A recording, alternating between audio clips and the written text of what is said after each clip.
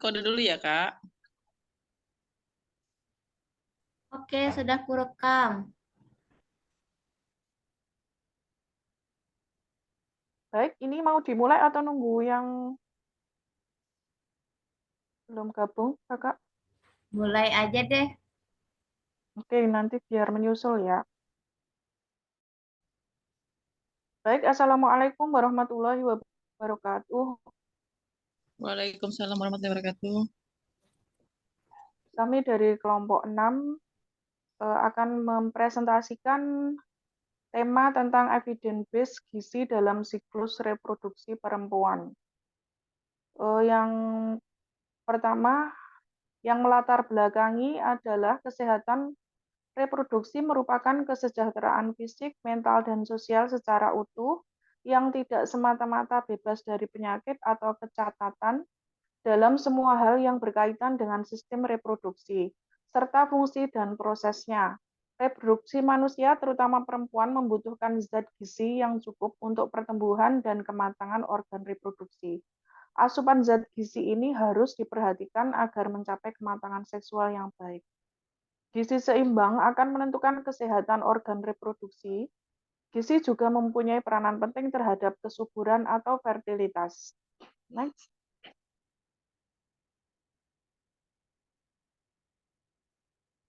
Kesuburan adalah dapat bekerjanya secara optimal organ-organ reproduksi, baik pada pria ataupun wanita, sehingga dapat melakukan fungsi fertilisasi dengan baik. Banyak faktor yang mempengaruhi kesuburan,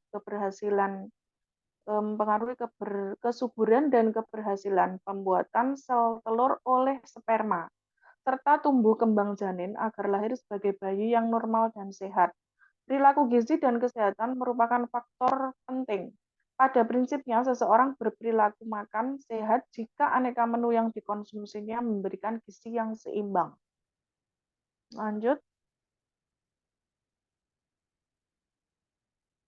Pembahasan evidence-based midwifery. Kak Rama bisa di layar penuh kan? Sudah bisa. Evidence-based sendiri artinya adalah berdasarkan bukti. Artinya tidak lagi berdasarkan pengalaman atau kebiasaan semata. Semua harus berdasarkan bukti. Bukti ini pun tidak hanya sekedar bukti, tapi bukti ilmiah terkini yang bisa dipertanggungjawabkan. Definisi siklus reproduksi perempuan.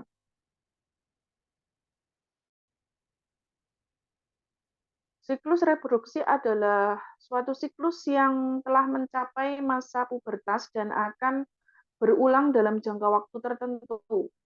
Reproduksi adalah proses saat makhluk hidup bisa menghasilkan keturunan dengan tujuan supaya tetap dapat mempertahankan kelangsungan hidup. Reproduksi pada manusia berarti membahas suatu sistem yang berbeda struktur dan fungsinya pada pria dan wanita. Evidence-based gizi pada siklus reproduksi perempuan sendiri adalah berbagai penelitian menunjukkan bahwa masalah keselamatan dan kesehatan janin memiliki keterkaitan dengan kesehatan dan status gizi remaja perempuan yang akan menjadi ibu. Remaja perempuan sebagai calon pengantin juga harus memperhatikan status gizinya dengan baik, tidak kurus, tidak anemia, atau kekurangan gizi lainnya.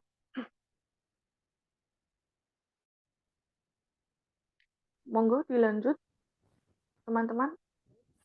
Adapun 13 pesan dasar pedoman umum gizi seimbang yang perlu diketahui. Yang pertama yaitu makanlah aneka ragam makanan. Yang kedua, makanlah makanan untuk memenuhi kecukupan energi. Yang ketiga, makanlah makanan sumber karbohidrat setengah dari kebutuhan energi. Yang keempat, batasi konsumsi lemak dan minyak sampai seperempat dari kecukupan energi. Yang kelima, gunakan garam beriodium. Yang keenam, makanlah makanan sumber zat besi. Yang ketujuh, berikan ASI saja pada bayi sampai umur 6 bulan dan tambahkan NPASI sesudahnya. Yang kedelapan, biasakan makan pagi. Yang kesembilan, minumlah air bersih yang aman dan cukup jumlahnya. Yang kesepuluh, lakukan aktivitas fisik secara teratur. Yang 11, hindari minuman yang beralkohol. Yang ke-12, makanlah makanan yang aman bagi kesehatan. Dan yang terakhir, Bacalah label pada makanan yang dikemas. Next.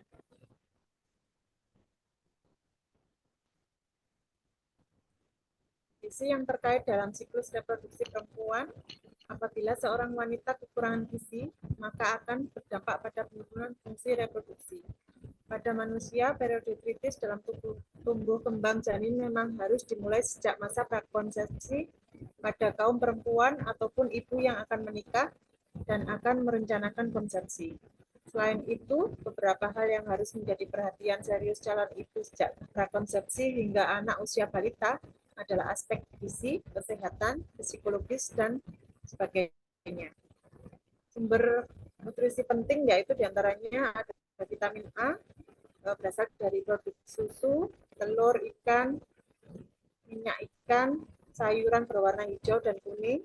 Kemudian vitamin B1 berasal dari semua jenis beras ataupun gandum, ragi, kacang-kacangan, biji-bijian, dan sayuran daun-daunan hijau.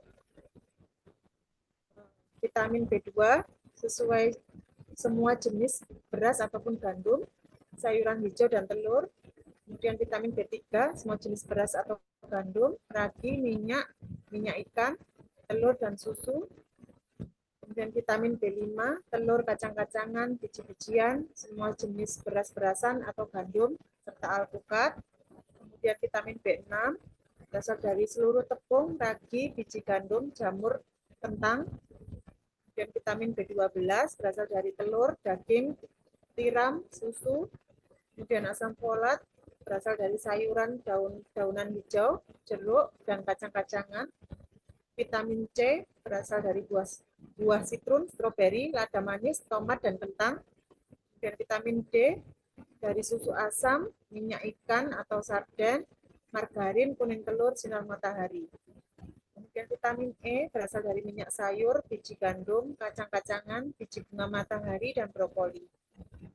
Kemudian kalsium berasal dari produk susu, sarden kaleng, salmon, termasuk tulangnya, sayur dan daun hijau, serta kacang-kacangan.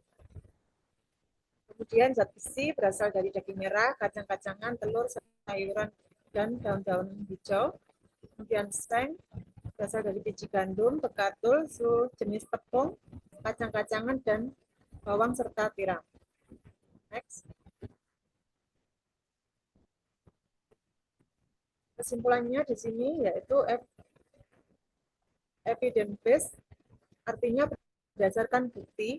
Jadi evidence based midwifery adalah pemberian informasi kebidanan berdasarkan bukti dari penelitian yang bisa dipertanggungjawabkan. Ya, secara umum, terdapat pesan khusus gizi seimbang yang perlu diperhatikan bagi perempuan sebagai calon ibu adalah mengkonsumsi aneka ragam makanan untuk memenuhi kebutuhan energinya. Hal tersebut meliputi konsumsi zat gizi makro dan mikro dari karbohidrat, protein, vitamin, dan mineral yang akan digunakan sebagai proses pertumbuhan tubuh yang cepat, peningkatan volume darah, dan peningkatan hemoglobin dalam darah yang berguna untuk mencegah anemia yang disebabkan karena kehilangan zat gizi selama proses menstruasi menurut Kemenkes tahun 2014. Apabila seorang perempuan kekurangan gizi, maka akan berdampak pada penurunan fungsi reproduksinya. Perilaku gizi dan kesehatan merupakan faktor penting. Pada prinsipnya, seseorang berperilaku makan sehat jika aneka menu yang dikonsumsinya memberikan gizi seimbang. Gizi seimbang ini hanya dapat diperoleh dari beraneka ragam bahan makanan.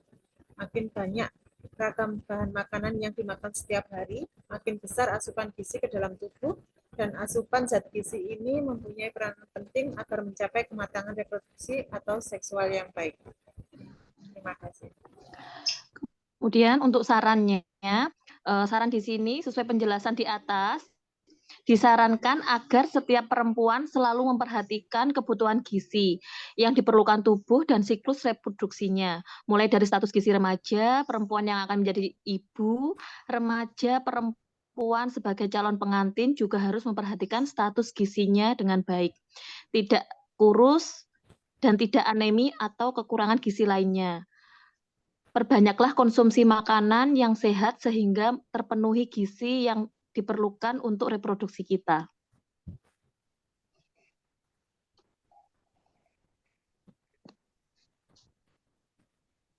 Terima kasih. Sudah selesai untuk pembacaan slide-nya. Mungkin ada yang belum jelas atau yang ditanyakan. Sementara pas, Kak, mungkin ada yang ingin dibahas. Seperti yang disampaikan tadi, nanti bisa di kolom komentar ya Kak tadi.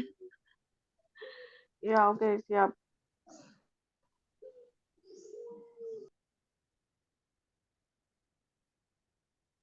Oke, cukup Halo, ya Kak Septi. ya. Ya, Septi, kita cukup ya. Ya, Kak. Cukup, Kak. Oke. Iya, siap. Oke. Ayo, bye-bye. Bye, terima kasih Kak. Sehat terus. Ya, Sampai jumpa kembali di Zoom berikutnya. ya. Assalamualaikum. Salam. Waalaikumsalam.